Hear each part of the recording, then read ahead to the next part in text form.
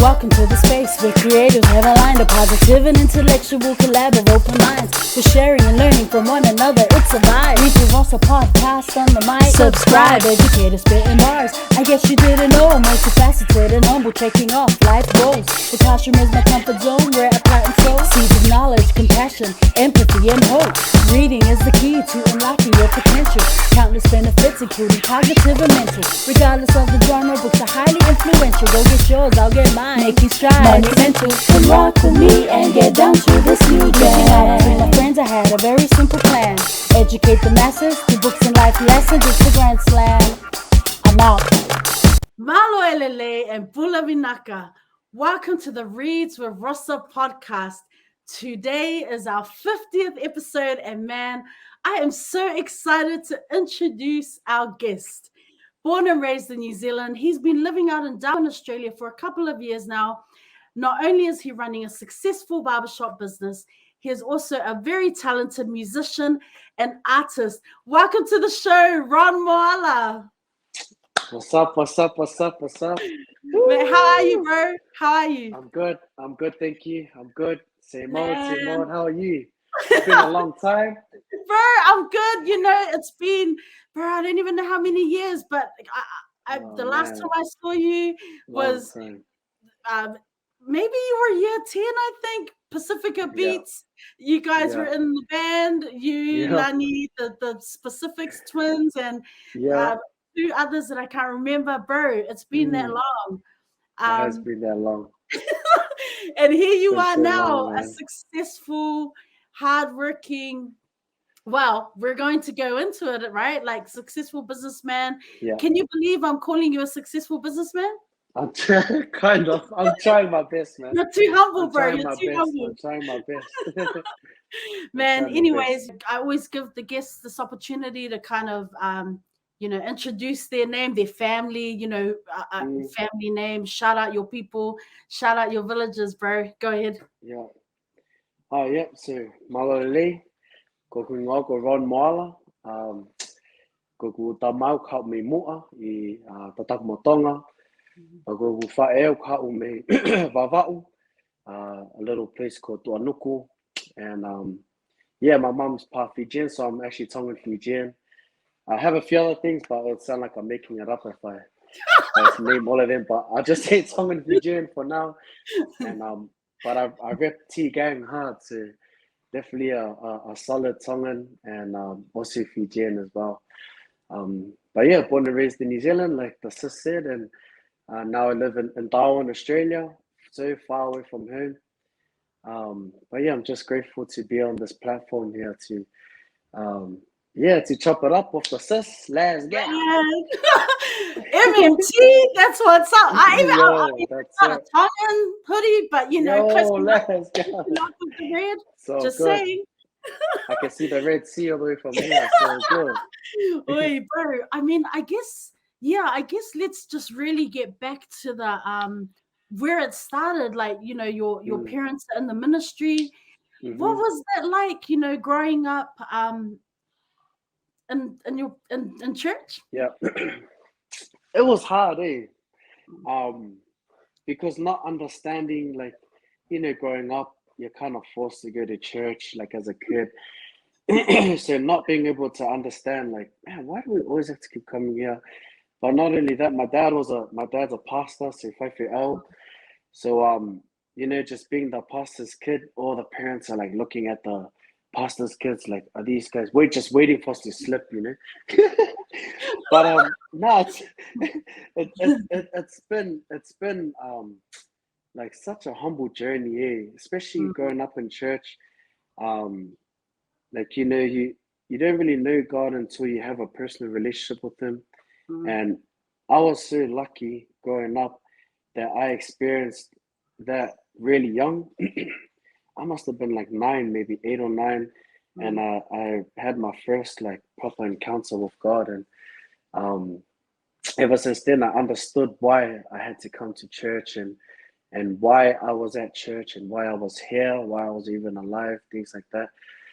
So, growing up in church, man, that's definitely the foundation of a lot of my morals and just a lot of things that I go through today, and a lot of characteristics that I have in like just in my own personal walk and my life, and especially definitely in terms of music, like it's one of the biggest platforms or foundations where I started my music journey. Really, I didn't know I could sing until I sang at church and play instruments as well, keys and all of that stuff. Until I played at church, so that's definitely where I found my love for music. Was in church, yeah, for sure. Man, and do your parents, do they play any instruments? I know you and your siblings. I mean, man, like you said, you've already listed. You play anything, probably anything and everything. I mean, did mom or Yeah, dad, play the piano or or yes. anything? My mom, she can't really sing or play anything, Oh which is funny because my dad's always mocking her. But my my dad's like the chief musician in my God! family for sure. Like that guy, his his knowledge for music is so great. It's like he can read music fluently. He can play every instrument, whatever instrument he wants to pick up, he'll just pick it up and start playing. And he was like our choir director and just all of that. Yeah, he's such a great musician and definitely one of the biggest influences in terms of Yeah. music in my life. And I'm sure same for my siblings too. Like Mm. I think we wouldn't have got this far in our musical gifts if it wasn't for him because he pushed us heaps growing up. So I'm definitely grateful for that for sure, 100%. Did you take any lessons outside of like home, or was dad kind of the one that you know gave you So, lessons? so man, I was like the different child. So my I so oh man, I don't know how to say it. So my older siblings, they Mm, took lessons and he took them to all their lessons. Like my two older sisters and brother, they grew up mainly my two older sisters, they're doing pursuing music and mm, doing music theory. I think they went all the way up to like grade 9 or 8 in music theory when they're only like 5 and 6, I think. Oh no, maybe 9 and 10 or 8 and 9. mm. They're so young, but he pushed them so hard, and they're able to read music fluent and play a lot of instruments. But with me, I don't know, man. Me and my dad clashed a lot. Well, you I were the think naughty because child, eh? oh man, I was the best. I was the golden child, man. That was me. But nah, like because I seen my older siblings getting taught by my dad and pushed by my dad, I kind of learned by watching them and listening to them, and I went off and did my own thing. Like I remember I'd always watch my dad give my older sister like vocal lessons and Mm. pushing her diaphragm and sing from your diaphragm, those ones. Like hard up pushing her stomach and she's like, I am, no you're not. And I was like, man, that's not me, man. I'm definitely not doing that. So I funny story, like my dad took me to there was like a little music school in Henderson next to West Wave. I don't know if you Mm. remember. The pools, There's one yeah. right next to the pools, next to the pools. Hmm. And my dad paid for lessons for me to go there for piano lessons, theory.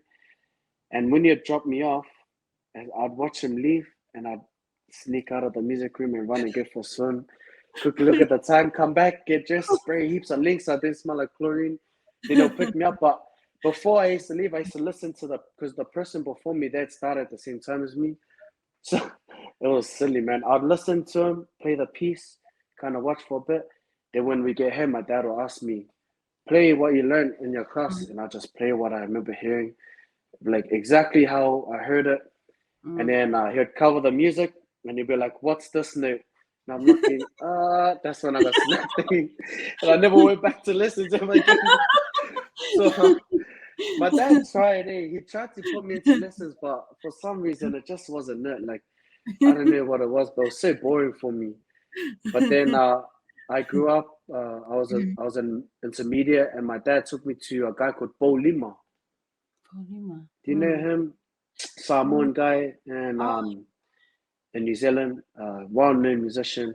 oh And wow. I did like 2 lessons with him, and I told my dad, I can't do it. Mm. I can't do it. Like it was, I don't know, it was just hard. Like I had a hard time learning Yeah. like sitting and watching, like trying to learn like that. I think it's because my older siblings were already like way Mm. advanced, like could play. I just wanted to really just play like that, but Right. I didn't understand that there's a process you gotta start Yes. from scratch and learn and go up. I didn't understand. I You just were wanted to that guy, I wanted to eh? jump You in were there and that play. guy. Like I was that guy, man. Because I watched them play all the time then like at home just jamming. And I'm like, Mm. no, I don't want to do lessons. I just want to harp and play, you know. So um I regret it now. I wish Mm. like I actually just took on lessons just this year. So with Mm. the my tutors from the States. So it's my first time ever taking lessons, piano lessons. Like I Mm. can play keys and all the instruments and that, but can't read theory, Right. which is my downfall. So um I just started taking lessons because I know the importance of taking the right steps to getting to where you need to get, you know. And it took a lot of growing up to really understand that, and especially in terms of business too. Like after Yeah. going through all the stuff in business, now I realize, man, if I want to get here, I gotta start from Mm. here and build from there. You know, so Man. You yeah, know, I guess since you mentioned your business, let's talk about your business because you started your business like quite young. I mean, yeah. like when did you know that that was something that you were gonna fully put your heart into and just go 100? Like, what was it that because I feel like, like people start in their own home kind of thing, and Mm, it takes a few years, but how did you yeah, know? Like, how long did it take for you to realize, yo, I'm actually gonna do this and I'm gonna do it right? yeah. Um, so I was in my last year of school, and I Mm, did my last 2 years of high school in Darwin, and I started cutting hair on the first year I was here, so mm, 2011. I started cutting hair, and by the end of the year, every day I'd had kids coming with me home from school, and I'd cut their hair. So by mm. 2012, I started charging $5 because I was like, man, this is my time after school. Like, I I could get a job, but I mean, I'm doing this, so I might as well, you know. But I was working at the same time too. So Right. I think it wasn't until 2012. So in 2011, my dad got really sick Mm, and wasn't able to work. Like they pretty much forced him to quit because he just wasn't fit enough to work. So it just left my mom working on her own, and I kind of knew like I had to grow up quick. Otherwise, my mom would be struggling on her own, you know. So mm, by 2012, when I realized that um, I was good at cutting hair and I had a clientele like from school and stuff, then I knew, man, maybe I could make a living off this. And it wasn't until then when I had to weigh everything up, like, should I continue working a 9 to 5, or should I mm. just go all out on the my passion, which is cutting hair, like barbering. And I was thinking to myself for ages. So it's pretty funny. Like um, I I got to a point where like I just seen my mom working every day, and my dad was in hospital for week after week. He was in there, and I pretty much like cried to God. I went on my Mm. knees. I was crying. I didn't know what to do because I was the oldest sibling here in Australia. All my Mm. other siblings in New Zealand, and I was just didn't know who to seek advice from because I didn't know anyone in Darwin, and I knew the only person was probably God. So I Mm. prayed hardcore, and the next day it was just clear. It was crazy, like hard to explain, but it was clear that that was my calling, and I knew, and I just took off both hands and ran with it. Yeah, Solid, bro. Like, man, you know, so then you're like, I'm going to do this. yeah. But how difficult was it really to start, Oh like man, in I mean, now you've got your shop, man, you've got your boat, you got your yeah, shop. Yeah. Like, yeah, what were some of those challenges early on once you had made that decision and decided, I have to do this. This is for the fam. I got to do this. yeah. It was hard, um, the whole way. I mean, even Mm, till now, it's still hard. But in the early stages, like because I was still in school, I was working as well at Foot Locker. So I was trying to work, and then after school, I'll go to work. After work, I'll come home, I'll cut hair, things like that. And I was just trying to make as much money as I could just to help my mom. Then at the end of 2012, I knew, I was like, 2013, I'll finish school. As soon as it hits next year, I'm going for it. I'm going to register myself. In July 2012, I registered my business. I didn't tell my parents. I just like looked up like what do I do? What steps do I take? So I registered my own business when I was still in school, my last year of school. And then at the end of 2012, I remember I had moved from Full Locker to a shop called Sports Co. And I was already cutting hair after school. And I told the boss there, I said, oh, I'm going to resign at the end of this year because I'm going to pursue my passion for cutting. And the lady just laughed at me. The manager cracked up. Yeah, she cracked up and she was like, you gonna go and try and start your own business? So I was like, well, I'm gonna try. It's like, I'm not married, I'm young, I have no kids, I have no responsibilities. So I got nothing to lose. If I fail, all good. I'll go to a 9 to 5, you know. And she laughed, and I had business cards made. Like I was trying to make it legit for myself to make myself feel like, you know, we're doing this. So I gave her one of my business cards. She looked at it and she said, oh, it looked like, she was like, oh, that's funny. Like, it's like, damn. Like, so just being young and already having that kind of mindset, it was already, I was already going against the grain. Like people were kind of like, hey, are you sure you want to do this? So after I chose to block everyone out, my next step was to let my parents know that I wasn't going to work anymore. And I believe that I can make a living off cutting hair. So I prayed for ages and ages. Every day I was like, God, just soften their hearts. So when I asked them, it's going to be all good. So I went to my mom and dad, sat them down. My dad come out of hospital. And I just told them, I'm quitting my job this year. At the end of the year. Next year, I'm going to cut full-time from home. And they both thought it was a silly idea. They're like, no, don't do that. Like, go and work because you're not going to make any money cutting from home. And I said, I know I won't make money, but I've got to start slow. Like, start slow, slowly build my clientele, record everything, and then go for it. And they didn't agree at first. But it wasn't until I looked at my dad and I said, Dad, I've listened to you my whole life. Like, and especially at a time like this, I've done everything that you've told me to do since I've been up here. And I know I would never go against what you guys say, but God has made it clear to me that this is my ministry. And if it means I have to go against what you guys say, I have to do it. And he just looked at me and he said, okay, I understand. I know what you're trying to say to me. So then 2013 came and I just started. I only had 50 clients. I started from 50 clients, slowly built from there, tried to post up on social media.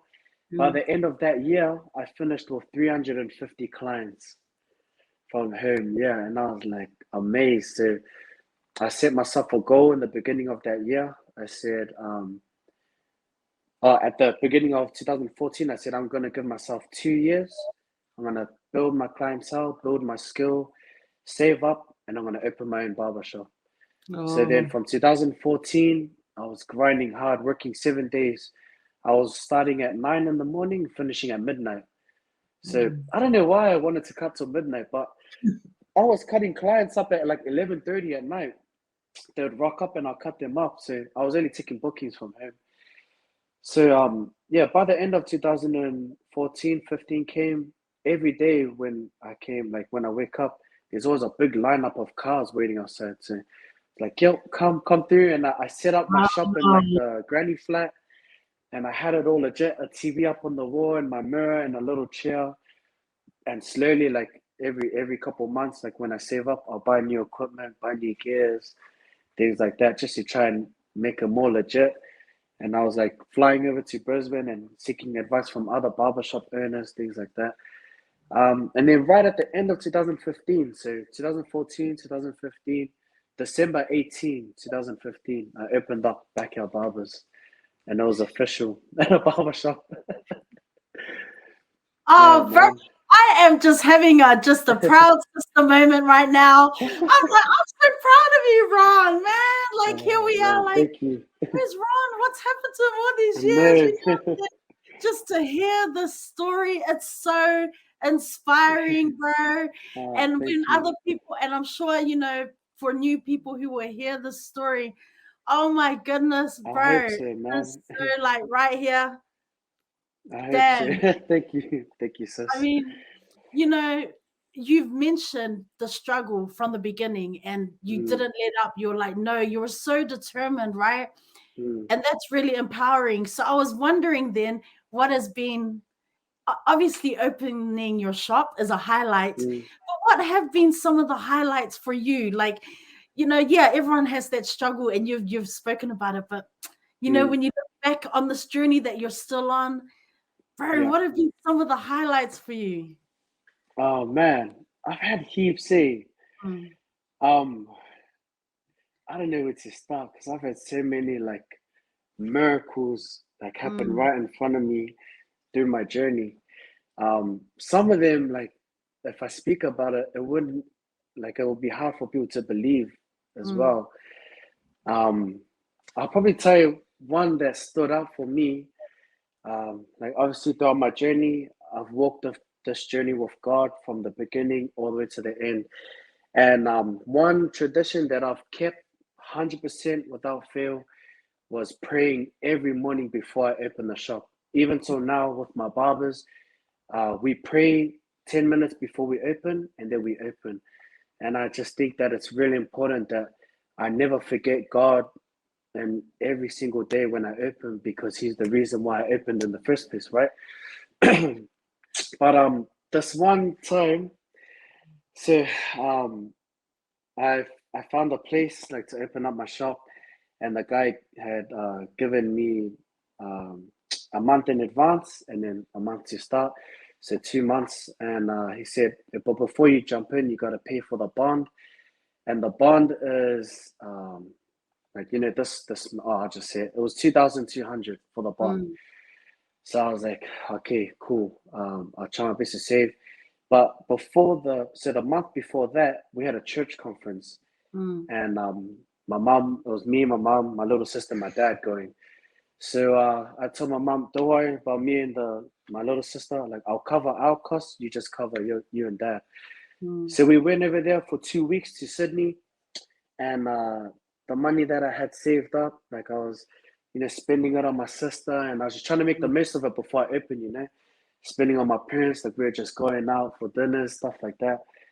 And when I come back to Darwin, I had a week before I could give the money for the bond. mm, So I looked in my wallet and I had about 800. So I was like, okay, I hope this week, man, God, like, only you can make this happen, because mm, there's no way I'm gonna make this this much in this time. So I was cutting every day, and man, it was the quietest week I've ever had. Like, and oh, usually when I leave, I come mm, back and all the customers are just waiting, like they come in numbers.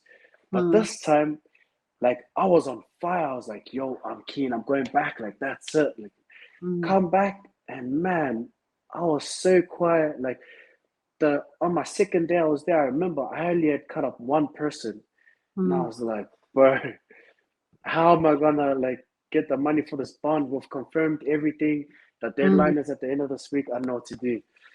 So I was like praying every morning, cut, pray, cut. So I had to hand in the money on Monday. So by Friday, I was cutting, and then Saturday come along, then Sunday. And on Sunday, I only had two customers, and I checked my wallet, and I had about 1,500. So I was like, damn, how am I gonna make like mm, 700 in this amount of time? So I cut the first customer of the church, and then the second one come, and he's another Christian guy. His name's Rosa. I was cutting his hair, and I was just explaining to him like, yeah, man, this is what I'm going through, but I know God will pull through. I have faith. Like, there's no way that He's taken me this far to make me right. just throw it all away. So I don't care if I don't have the money. I know that something's coming. And he was like, don't worry, man, believe for it, it's all good. So I kid you not, I checked my wallet before I cut his hair. I had 1,500. Like I took it out, counted one by one. Closed my wallet, put in my pocket. I was cutting his hair, and at the end of his haircut, he goes to pay me. I was only charging $20 at him, you know. So he gives me 40, and he's like, "Oh, you know, here's another 20, just to, you know, just a little tip." So I'm like, "Cool." So I pull out the money in my wallet to put it in there, and for some reason, like my wallet just felt real fat, and I was like, why is it feeling like this? Like it feels like it's in the way. So like when I pulled out the money, and I was like, damn, this like just doesn't look like what I looked at before. So I started counting 100, 200, 300, a grand, 1,500, 2 grand, 2,200 on the dot, exact amount. And then Wow. I just started like crying. I don't know, like it sounds like it's made up. And I know if people listen to it, they're gonna probably think that it's made up. But boss, I was there, and man, here's my witness. Like it was crazy. We were both just standing there, like just in awe. Like I didn't know what happened. He doesn't know what happened, and I swore like I don't know how I couldn't have counted that much before that haircut. Then I count at the end of it, and it was the exact amount, like 2,200 on the dot. So I was like, man, praise God, like you know. So I go on Monday, pay it, and then after that comes all the fit out costs, and I only had one chair. I had no mirrors, like Yeah. I had none of that, but God pulled through for Right. sure. Like I don't know how, but He did. And by the end of it, I had a full setup, like mirrors. I had 2 barber chairs, a bench, and then I had just a whole heap of plastic chairs just at the back for everyone to Right. sit on. And I started like that. Yeah, so that was probably the highlight of Bro, my man. journey. God is good. Straight up, yeah. God is good, Yeah, man. man. God is good, man. Damn, for You know, sure. I was wondering because when you mentioned clientele and the numbers, I've never been to Northern Territory in Australia, and Yeah, for some yeah. reason I'm like, are you out in the Is there desert or even any? something? Yeah. I'm like, yeah, like Don't where are worry. It's customers? always like that. Yeah, like where are they So, coming from? Like, okay, so before I came to Darwin, my picture of Darwin was, man, red, like dusty yeah, roads, maybe one server, like one petrol station on the side, one school, maybe one little building, like a Coles or something, I don't know. yeah. But Darwin, man, is full of like millionaires. So Wow. because Darwin is like in terms of um what's the word? In terms of like business and Mm. just like building a city, Darwin is like a baby.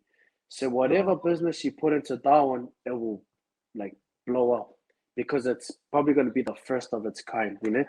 So when I came here, it was small, but right now there's about just over 100,000 people in mm. Darwin.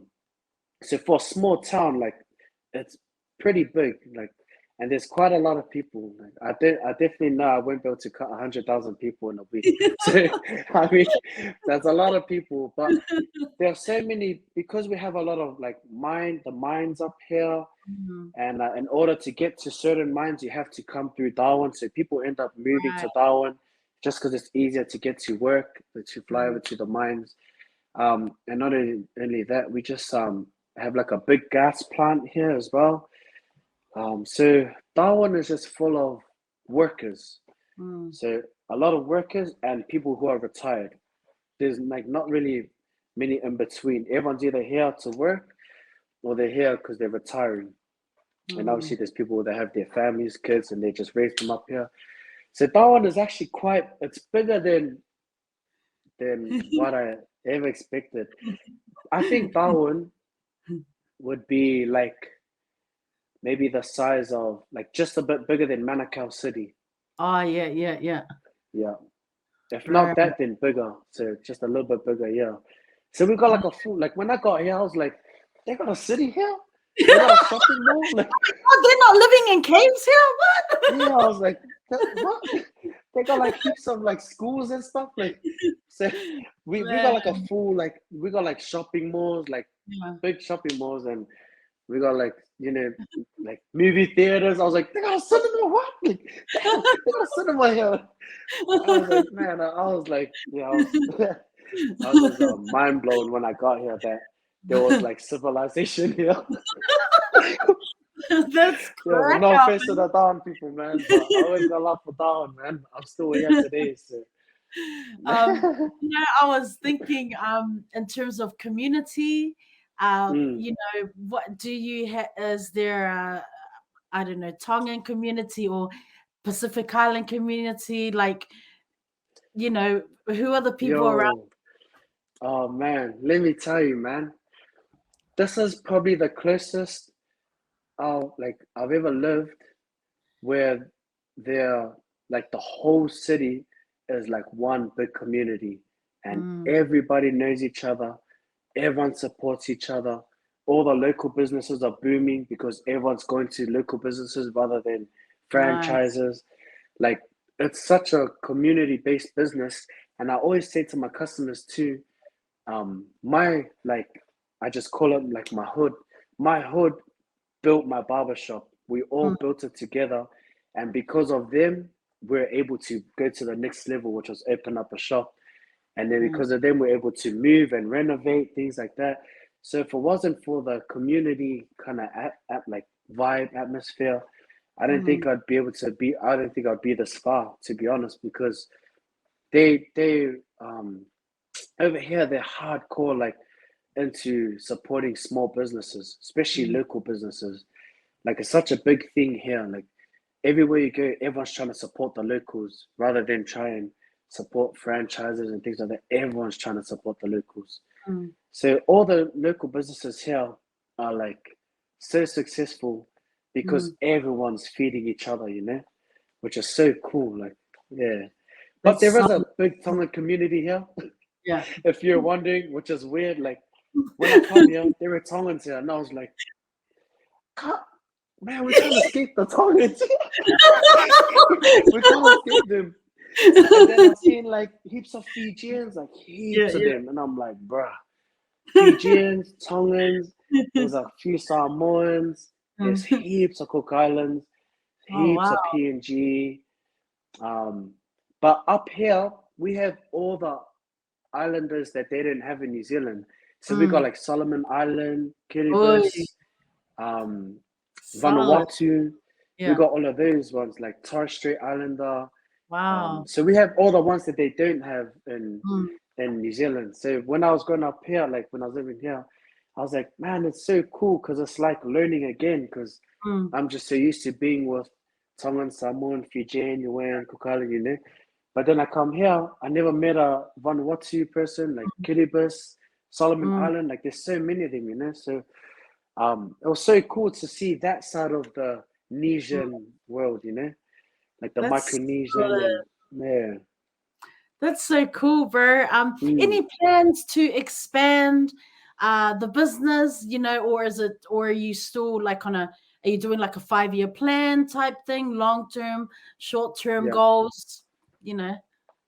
cool. So in terms of business, I've gone around and taken a lot of like picked a lot of people's brains, Mm, taken advice from a lot of business owners, things like that. And one thing that I understand now from running a business is that, especially running like a local small business, is mm, that what it's so hard once you start to franchise mm. to be able to produce the same quality into all your stores. I see. I see. And in saying that, for me, cutting hair is like my passion, and I love it. Like every day I wake up, I'm keen. I'm keen to cut hair, and I'm still doing it every day now.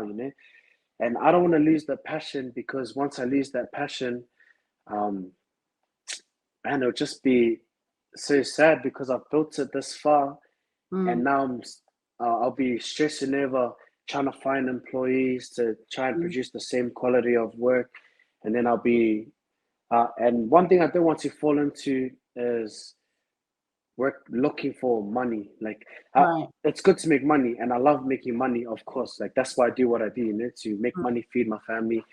But I don't want to be driven by the money side of things. mm, Um, and rather than the being passionate about it.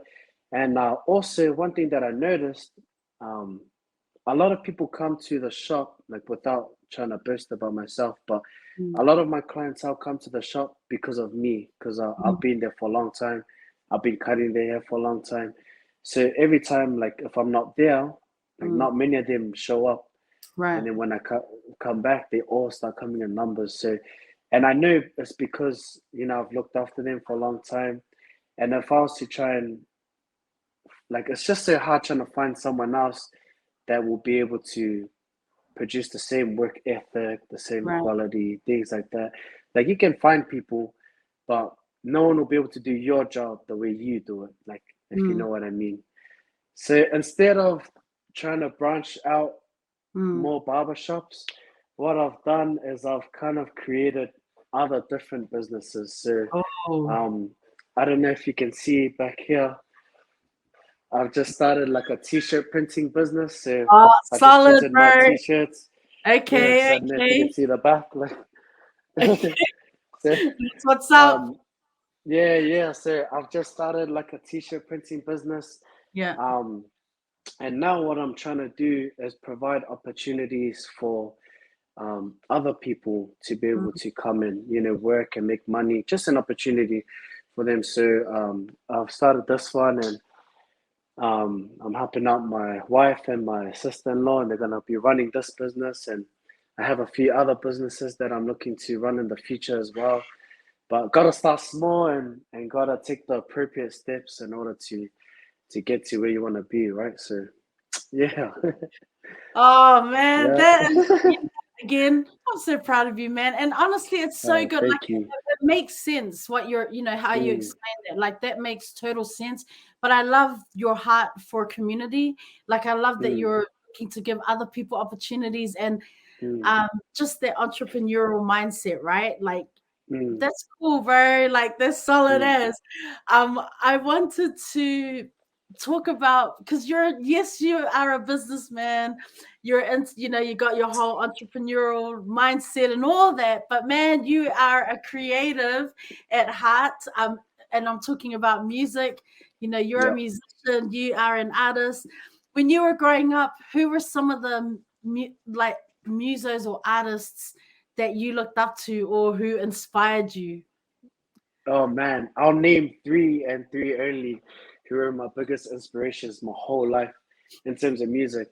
Is my two older sisters, Lesieli and Indira, and my Yeah. older brother Tua. Like, man, growing up, I was always so proud to be like to say to everyone, "That's my sister, that's my brother." That's like, Yeah. man, I was like, and because they're already like in bands and things like Mm, that growing up. Like, my brother was doing school in the States, in Berkeley for drumming, and my sister was like doing her music thing here. And so growing up, I always was inspired, and I wanted to be like them, like. yeah. And I just tried my best to follow into their footsteps. So there, those three right there are definitely the three biggest inspirations in my music journey growing up. That's solid, bro. I love that. Mm, What kind of music were you listening to? Like, obviously, you're now a bit more mature and grown. yeah, Like even yeah. talking to you, I'm like, oh, little Ron is so mature now. I'm like, oh, look, he's grown up. But yeah, like, Oh what were man, you like jamming when you were growing up? Like, what were cool. you? Okay, so the music I was listening to growing up, not many people were into it. Mm. I was hardcore into jazz, eh? Like, that Oi. was one of my favorites, jazz and blues, and like, oh, what do you call it? Like swing jazz, like like Oi. Frank Sinatra, guys like that. Um, and then hardcore into like gospel Mm. music, like hardcore. So and most of it was from my older siblings, especially my older brother. Like, Yeah. he was hardcore into always following the new gospel songs and bands and albums that are coming out. and I was just stealing all his songs and putting to my playlist. Yeah, so I was heavily influenced by gospel music, and obviously the obvious ones like R&B and soul, but Mm. the main ones were gospel and jazz, yeah, and like Mm. swing jazz, yeah. Has there ever been a point, now as you reflect and kind of look back, was there ever a point when you were like, man, I think I want to do music full time? Did you ever go through that, or were you kind of like, you know? For sure, definitely. It was like it's been a bumpy road, eh? Mm, Um, I've always wanted to be a musician, like, and mm, I've always wanted to do it full time for sure. My whole life, and I remember, you know how they got the organics and stuff like that in New Zealand. I remember this one time, me and my little sister were walking. I think it was me and her, or me and my cousin, after school, and I seen everyone's rubbish, and I seen this guy's like headset with the microphone. It's the first time I seen one like that, and I was like, "Man, I'm taking this. I'm taking it home. I've never seen this before, only on TV." Took it home, and when I connected it, my cousin connected it to MSN Messenger. You remember that? Connected it, clicked on the audio button, and we are talking, and it was like the levels are going up, and I was like, Yeah, yeah. "Hey, that's like a mic," and he goes, "Yeah, that's what it is, a mic." I was like, "Man!" So when he left to I can't remember, he left somewhere. So I broke the mic bit, took the headphones off, and I just had the mic, connected it, and chucked on Fruit Loops, and I just Oh, started yeah. recording audio tracks. So I was recording like harmonies, and then I'll sing on top of them. And I said, "Man, this is my first song. I'm gonna call this the Golden Mic, and I'm Oh, gonna yeah. remember this day when I get to where I am. I used this mic, and I kept it with me for ages. It was funny." And even my little sister, she always reminds. She's like, "Man, remember that golden mic?" I'm like, "Man, I'll never forget the golden mic, man." So I knew straight away when, like, especially growing up in primary school, I remember like it was weird that when I think about it now, I remember being in school and was singing songs, like, you know, the songs they sing in assembly and that, and I always used to harmonize everybody. Like when I was all the way from when I was already like 5, like I remember harmonizing everyone, and they'd always say to me, "How come you sing like that?" I'm like, "I don't know. I just like I think it sounds better." And they're like, "Oh, but you're singing like the same, but it's like different." I'm like, "I don't know, like, because I didn't understand like Right, that was a harmony, you know." right, But right. I just always remember everyone would sing, you know, the main, and I'd always Mm. harmonize like the higher or the Yeah, like. yeah. And I just remember going like when I came to intermediate, I knew like, man, this is what I want to do because I knew, you know, I knew that I can do it. Then the golden mic phase, and from there, man, the rest is history, man. It's so funny because as you're like talking about that whole harmonizing, I was like, yeah, man, I like memories. My memories of you when you guys were always jamming, practicing for Pacifica Beats, is you were that Mm. guy always doing the trills, and that's what I remember when you're talking. I That was like, guy, oh, eh? you were that That guy. guy, I love it, man, that man. guy, Bro. Memories are man. so. No more chills for me, man. That guy. Oh, you're doing I the can't low believe I was bass, that guy, the low man. bass now. Eh? Yeah, I can't believe I was that guy, man. What the? Man, I was wondering, like, how would you describe your sound? Like, for those who are perhaps not familiar with your music, um, how would you describe your sound now? Cool. So now, um, so just to clarify with all my followers or anyone who might be listening to this, Mm. everyone thinks that I'm actually a reggae singer, but I'm not. Yeah, That can I just say that I'm yeah, like, does everyone know that he's like not yeah. like, I'm not, yeah. yeah, So I'm yeah, not actually a reggae singer, but right, the reason why I put out so much reggae content is because that's what a lot of people like to hear, mm, and that's what a lot of my followers are always keen on listening to my reggae stuff.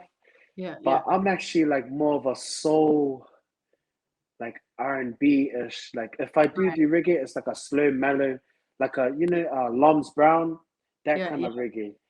Um, but I'm actually not really like a reggae guy, but I just do it because I like it too. yeah. But I'm Sounds actually good. not I a mean, yeah. you know. Yeah, but I try and if people really listen to my music, I'm Mm, sure they'll be able to hear there's a lot of soul in it, like especially with the mm, harmonies and the way I do certain runs, things like that. Like you can hear a lot of gospel in it mm, as well. So yeah, I'm more of like a soul gospel kind of guy. mm. That's You know, my real sound. Yeah, right, right. So you've yeah, released, you've dropped a couple of singles, and some yeah. of them have been in Tongan, like you've that Mm-hmm. Tongan Yeah. language, which is super dope. Um, Mm-hmm. like when you think about like like, do you have a plan to put out an EP or an album which is like perhaps more of the soulful stuff, perhaps gospel, or even in Tongan language, like using your Tongan Yeah. language, Yeah. or yeah, like what are your plans of? So now, as you know, I'm signed with Motu Musiq.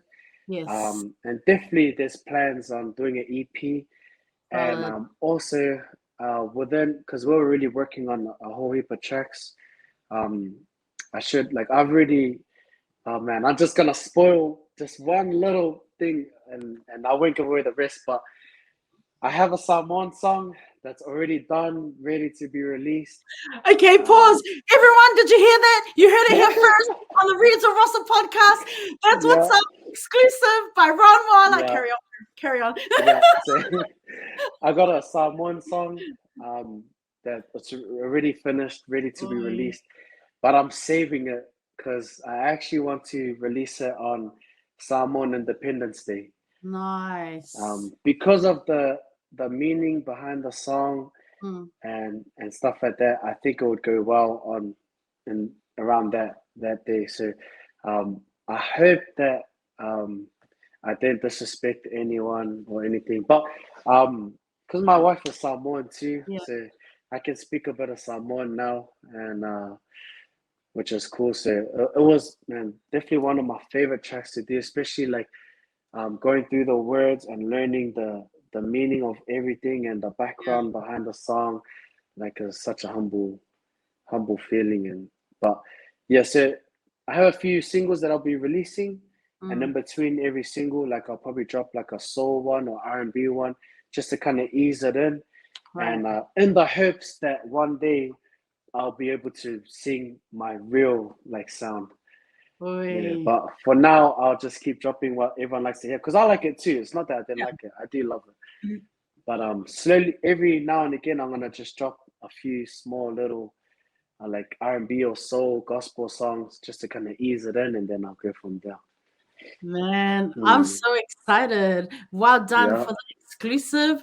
Bonus yeah, points to thank you, you. Ron. Bonus points to you. Yo, You happy birthday, 50th show birthday. Oi, Yeah. that's solid, bro. You mentioned shout out to Motu Music. Can you tell us, Mm, it's an independent record label based in mm-hmm. Sydney, I think Sydney, Yeah, Australia. yeah, How did you connect with those guys? Like, who are the people behind the label? cool. So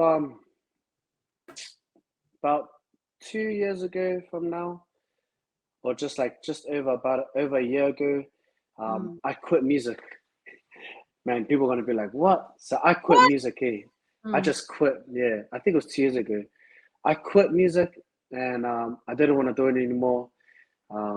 Actually, like I think I like kind of hated it. Like I just didn't want it anymore because um, it was just getting frustrating for me. Like Mm. trying so hard to make music and not only that, like my computer was always crashing on me, and I was trying to like piggy bank off people, like Right. ask like if you're looking for a feature, like let me know, I'll be keen to feature, or if I need a feature, would you be keen? And Mm. like been turned down by people and got the scene from people, and Oh, then I thought, man, you know what, God, like if it's not for me, it's not for me, and I understand because you gave me this gift in the first right. place, so it doesn't belong to me. So I wholeheartedly understood if it was meant to be, you know. So I Mm. quit. I packed up my studio, packed up my mic, put it in the boxes, and that was it.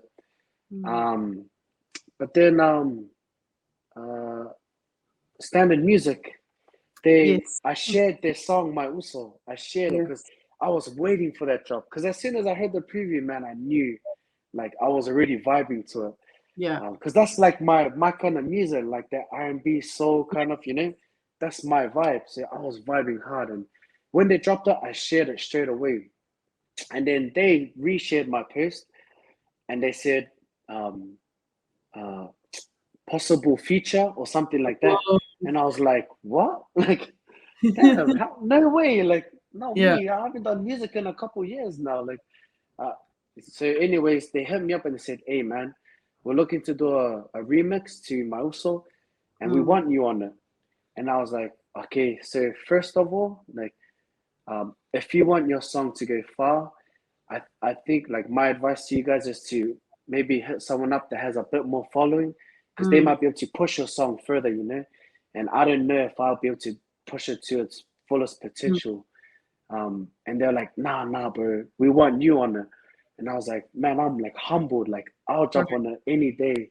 But because of that, like I love the song, And I was like, Yeah. I don't want to ruin or like be, like make the song lack its full potential. I wanted to go far, because it's so good. Right. Right. But they just kept asking, so I went home, spoke to my wife, and I was like, you know what, I'm gonna pray. So I prayed, and I was like, if this is you, God, like trying to get me to come back, I'm coming back. But I want to know for sure. So the next day, I hit them up. I said, hey, send me the song. I'll send you my verse, and we'll Mm. go from there. So they sent me the instrumental, and I was driving home. I just received it, got home, turned on my mic, like set everything up. Mm. In like half an hour, I had writ the whole verse, harmonies. I recorded everything, and I sent it back to them. And they're like, bro, honest to hear you finished the whole thing. And I was like, I think it's been waiting inside me. Yeah. Like, but not only that, it was more so that song. Like, the reason why it resonated in me was because the lyrics is, that's my ooh, so I Yes. love you. And when I heard it, because like my whole life I've been around Samoans, like as Right. you know yourself, and my wife, and like heaps of my boys have been Samoans, and Mm. heaps of Tongans too. But I've always been all about that toko also, like Mm. since like I can remember. And so when the song played, when I played it in my sheet and my monitors, I was like literally singing and crying my verse at the same time. Because Oh, very. to people, like when they hear that song, that's my uso, like my little, Yes. like literally my uso. But when I heard it, and what came out of my heart was, that's my uso. I'm talking about Tongans and Samoans and Fijians and Niuean. Like that's who I was talking about. My usos in the poly community. Like that's what I was talking about. So it just like I felt like it like had to come off my chest. And when I sang it, it just come out like that. Like I pretty much like freestyled it. Like Mm. talking about Toko Uso, and Yeah. how Tongans and Samoans are fighting, but we're all on the same side. Like things like that. So yeah, it came out, and from then I knew, damn, I think I am meant to be in here. Like, so yeah, from there it just came back. Yeah. You're not done. You're not done. Your I'm work not done. I'm not in the done. creative space of music is not done, man. You I'm still. not done. I'm not That's done. exciting, bro. Like, yeah. Like when I heard you on there, I was like, he's on the remix. Oh my God, it's on the remix. Yo, I mean, yo, bro, it's solid as, and for real. like, you've collabed with with different artists, but who is a dream collaboration for you? If you could collaborate with anyone, and it doesn't even have to be PIs or whatever, Pacific Islanders, dream Yeah. collaboration, who would it be? Kiwini Vaitai. Oh, My man, Kiwini Oi, Vaitai. My whole solid, life, man, he's been my favorite lyricist and yeah, just musician in terms of reggae music and writing lyrics, bro, harmonies, flow, everything. He's been my favorite. So every time, everyone that I talk to, when they ask me that question, I always tell them, man, Mm, my dream is to yeah, be on a collab with Kiwini Vaitai one day, man, one day. man. One day. One day, gotta make it One happen. day. Yeah. And I'm not gonna start working until I get that collab. Like I'm gonna work so hard and try and get Solid, it bro. in. So Well, you know what? yeah. When you want something, you go for it. You know, you're so determined. Mm, And like just with all the stories you've shared in this podcast, you know, you like you say, you know, take it to the man upstairs, and you that's just, you it. know, just Of course. step out in faith, right? Yeah. And every Exactly. story you've shared has been about that, like those decisions, Mm, those key decisions, whether it be in mm, music, whether it be family or business. Very man, that is super yeah. inspirational stuff. You know, Thanks. you've recently dropped, congratulations, recently dropped Love Letter, your latest single. Mm, What is your inspiration behind the song? I mean, it's clear probably when you listen to it, you know, listening to it, but how long did it take for you to write that? Because you do write your own music, yeah. or do you have some ghostwriters? Just kidding. You secretly, Let's yeah. I didn't Nah, know tell some us good now. ghostwriters. But yeah, Oh man. how long did it take for that song to be Yeah. finished? So when I write music, I don't know if it's the same for other musicians, but I write really fast. So I Mm, can write a song within the hour and start recording it. mm, Um, but if you listen to all my songs, other than the Mauso song, um, they're all about my wife. mm. So Clearly all my enough. songs are inspired clearly about my wife. So um, and they're all love songs. And for me, um, like in all my songs, like you won't hear any like explicit lyrics, like Mm, any kind of sexual references, right. but it is clearly and purely just about the love I have for my wife. And Mm, what I'm trying to promote is that men, especially poly men, now coming up, will stand mm, up and not be ashamed to show or express their love for their wives. Because I know sometimes we get pretty hard, and mm. some of the guys try and say, I didn't listen to my wife, man. I didn't Yeah, do yeah. like they try and put on that face. But me, I didn't care, man. I tell Mm, everyone, yeah, man. At the end of the day, I gotta revert back to my wife, and if it's a right. go, it's a go. If it's no, it's no. I respect her because at the end of the day, she's the she makes She's the a lot boss. of better Say it. decisions than that. She's the Yeah, man, boss. she's the Say boss, man. She is, man. She's the boss. So, and I'm it. not scared to say it. And a lot of guys, Right. I know they'd be scared to say it, but behind closed doors, they're doing those. Oh, babe, please, like, can I just go? Like, but outside, they're like, man, I don't need permission from. Oh So man. for me, I'm trying my best to just promote, Mm, like, or help people see that it's all good. mm, Because at the like from the beginning, man, God made it like that. mm, When He made Eve from Adam, and He made He made it like that, and it's all good. And love is um, one of the fruits of the spirit. So, I mean, if I can try and base it on that, one of the fruits of the spirit, then hopefully I can promote a fruit of the spirit, which is love, mm. and Um, also, yeah, yeah, I mean, I think it's important that you shared about, you know, your wife being the inspiration behind many of your love songs. I think it's important to hmm share that because, you know, it's a good thing for you to be able to give, just acknowledge the work that your wife does and what she yeah, brings to for your sure, team, not just for as sure. not just with the business, because I'm sure behind you she's Mm. standing there or beside you, just really supporting, Definitely, and supporting your definitely. dreams, but then also just with the music as well, right? Like you're Yeah, not doing this on your own. Like she's no definitely, way. you know, the backbone, and is right there beside you. So I think, as you said, you know, there's no shame in, you know, shouting her out and really giving her flowers. And like you said, not Yeah, enough, that's it. you know, of our our PI men. Some people, you know, they're trying to act all tough, and there's no need for that. So I love that Yeah, through your music, you know, that you are touching people through that message, and you know, no doubt, inspiring others, you know, to show a mm. little bit That's the more, you hope. know, That's the passion hope, and love, you anyways. know. That's the hope, um, anyways. You know, with your writing, do you need to be in a certain space to write your music? But you said that it doesn't take you long to write. So, are you writing it on your phone? Like ideas just pop up, or do you fully got to sit down, have some water, or have a drink with you, some coffee, and then really Yeah. focus in on that? Is that kind of like your process? Yep. So in order for me to be able to write to a song, I have to like vibe with it first. And Mm, but I gotta listen to it on full blast thing. Like it's gotta be mm, loud on my monitors. And I gotta sit there, close my eyes and just listen to it. right. And usually when I listen to it like that, the lyrics just start coming out like from Mm, everywhere. Like I'll just start saying random stuff here and there, here, here, like this can go here, this can go here, and I'll just write them down, quickly scribble it. Then I'll listen to it again. Yep, here, here, here, how many's here?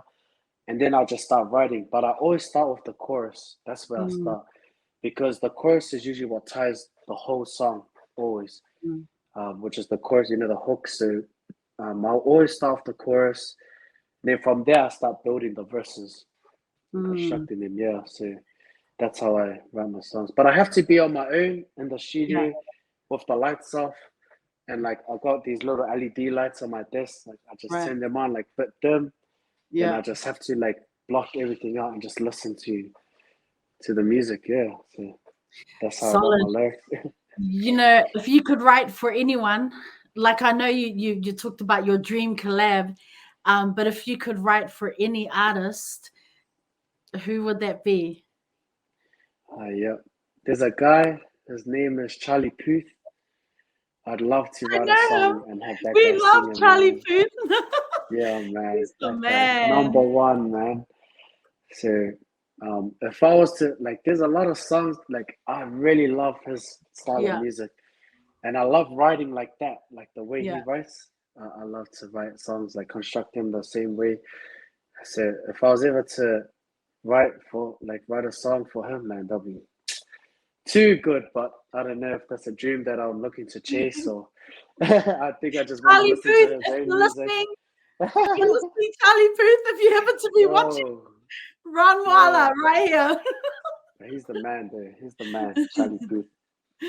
Man, So that's musical, man. cool. Yeah, I love on TikTok how he'll drop a song and then he gets people to kind of like remix that. Yo, It's so yeah, funny. Yeah, like I love watching those yeah. videos.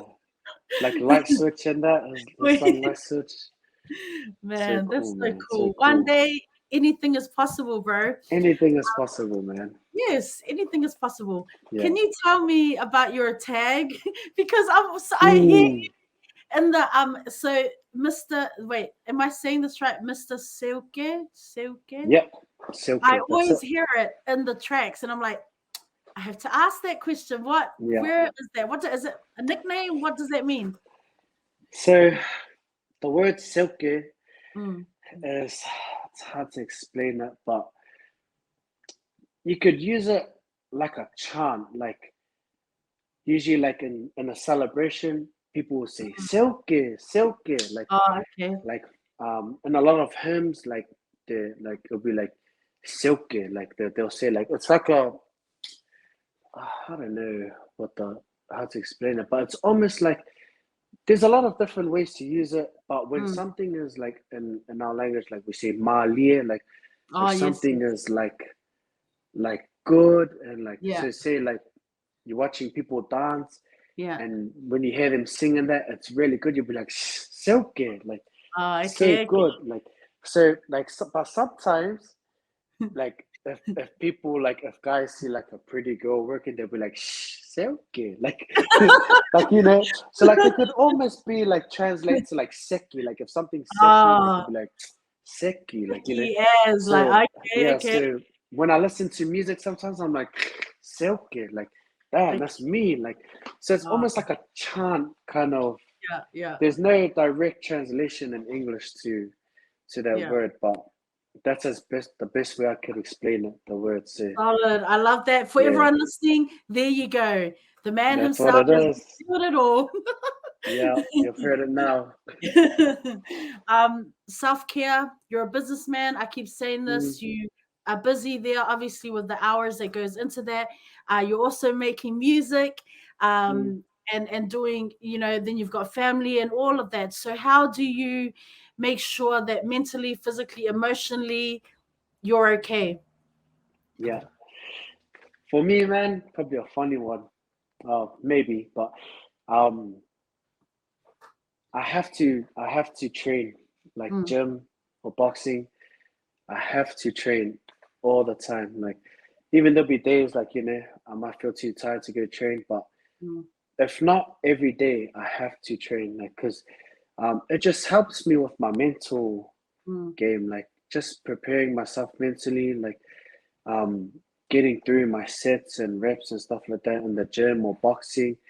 It helps me like release a lot of like stress. And also mm, when I'm training, I like to think about like what I'm doing today. So I train every morning. Like, we leave home, we wake up at 4:30 in the morning, mm, and we start training at about 5 because the sun is still down. So for me, it's like dark, and I feel like I have a better mind space when it's a bit dark. So I like to think about what I'm doing today. Today I'm doing this. Like, today I'm mm. going work.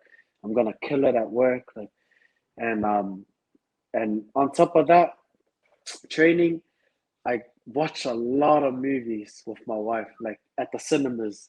Yeah. So there was a time like we went every single day in that week, and we're going like 4 times a week, sometimes 5 times.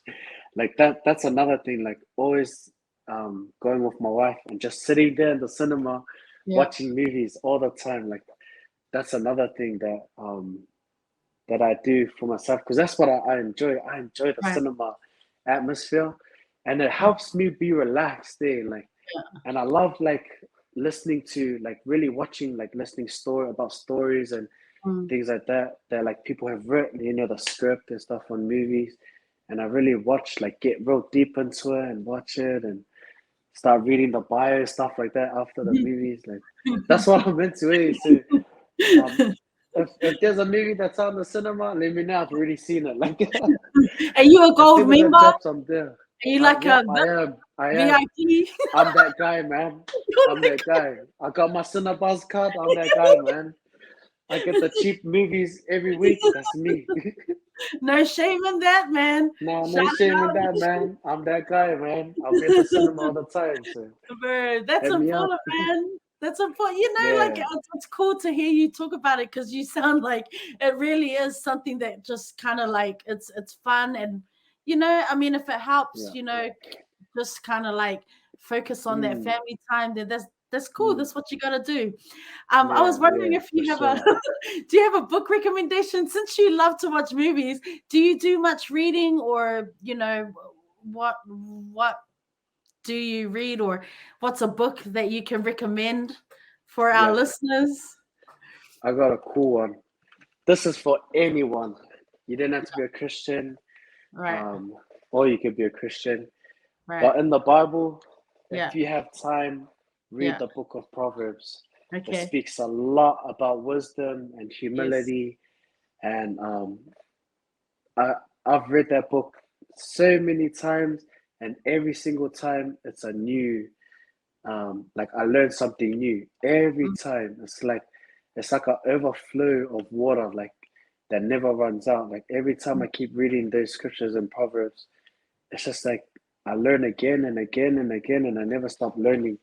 So mm, a lot of my success in my life, growing up, I've learned from Proverbs, like in terms of being wise, in mm, terms of being humble, and like asking for this and not receiving this. Like, um, there's a scripture in there that says like, if your son asks for this, like if you ask, I can't remember exactly what it says, but if your son asks for this, your dad's not gonna give you this. But if he gives you good, if your father on earth gives you good gifts, how do you expect your father in heaven to give you? He'll mm, give you even better gifts, like, you know what I mm, mean? So yeah, in terms of wisdom and humility, read the mm, book of Proverbs and also read the book of Job. That book is crazy. So mm. those are two books that they're in the Bible, but they're Yeah. still books. If you have Yes. time, read it. Yeah, Yes. Amen it's to good that. books. So Straight up, bro. For yeah, real. you don't have to be a Christian to read it, to learn from that. Like, Mm. yeah, so I mean, if anyone has time, read it. It will definitely help you in your journey for real. Solid, Mm, solid. As you think about what's to come in the future, or what are some things that you're praying for to happen? I mean, what are some goals? What are some aspirations? What are some things that you kind of still have in your notebook? Like, these are just some goals that I'm chipping away at, and maybe mm, 5 or 10 years down the track, that's where you're going to be. yeah, Do you have any plans or? yeah. Um, so to be successful in music is definitely one of them. Um, but um, man, how do I say it? I really, really wanna try and be a doorway for the next generation to come, to Mm, be able to help them in terms of business or mm, just trying to find a career path. And I want to help the youth. Like, that's really where my heart is at.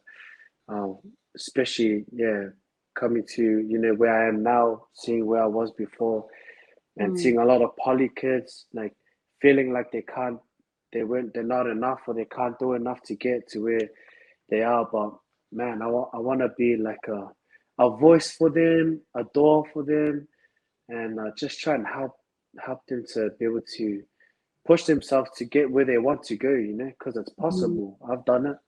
I did it, and I know that anyone can do it. Like, especially us polys, like, we're mm, so talented in a lot of things, like so many things.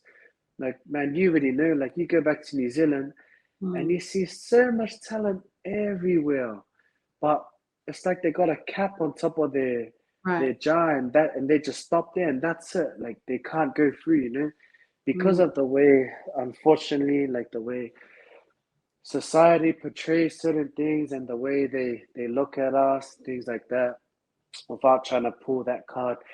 Um, we're already kind of going against the grain when we start stepping into that side of things. But with God, everything is possible. And I mm. know that for a fact because I'm a living testament of God's work. And I'm Mm, here today because of it. So, yeah, man, that's where I want to be in the future. that's solid. Oh man, very seriously. That's so cool to hear. Like I've said before throughout the interview, a lot of what you've shared is super inspiring, and like I just know that it will resonate and help motivate and provide that bit of confidence or just inspiration that other people are perhaps looking Mm, for, some guidance. So I mm, really, at this point of the podcast, as we're about to close up, I just want to say, bro, man, it's so good to see you, bro. I really me appreciate you too. coming through today. Like, Nah, of just to course. like um just to know that you made that move with your family to Darwin, and and you slowly built up a successful business. Now you got Mm, your own family. It's so cool to know that thank you you. know good things happen to you, because I know that Mm, in life there are many struggles. yeah, So I really just wanted to say it has been such an honor, bro. I love following your journey. I thank love you. seeing, what you and your wife are doing out there. Shout out to your beautiful wife as well. Mm, Such a thank you. backbone to who you are, who you've grown Mm, into. And that's so cool to see you happy. Um, yo. and not that little brat that used to run around playing on the key. Yeah, I don't know who that guy was, man. Who was that guy? So A bro, Trills guy. really, so I just again, thank you for sharing your stories. um Inspirational. I love Mm, bringing on people onto the show who can share something that will inspire whoever is listening, regardless of the path they have walked. mm, So I want to, hand it over to you, bro. Before I do that, I wanted to say, wishing you all the best with your music endeavors this year. I know that Motu mm, Music, it's solid that they're behind you. I can't wait to see what's coming. We will continue to follow your journey and support you hard. So I want to hand it over to you, bro, just to, I know you've shared about your future aspirations. You shared a lot about how important faith is to you. For anyone who is listening, what else? What's that final words? Final words for anyone who's needing a bit of guidance in terms of business or just music. As we wrap up, I'll leave the final words of encouragement to you, bro. Cool. Man, I don't have a lot to say, but other than following God and pursuing a personal relationship with God, like definitely do that. That's definitely something that has helped me get to where I am now. But in life, you go through a lot of situations and a lot of obstacles, but it all comes down to how you respond to them. That will determine the outcome of everything. So always think about your response before you do it, because your response matters, because that's gonna it all comes down to that, on how the outcome is gonna come. So like when you go through your struggles and things like that, if you get knocked down and you stay down, you're gonna stay down. That's it. But if you make a decision to stand up and keep on pushing, then that's going to determine the outcome for that. And everyone knows that hard work always comes out on top. Always. Always. Hard work and consistency. And it's always important to be consistent. And not only that, say what you mean and mean what you say. And stay true to that, because a lot of times we say things, I'm going to do this, and we don't do it. And a lot of times we don't say things and we're meant to do things and we don't do it. But say what you mean and mean what you say. And let your word be your bond.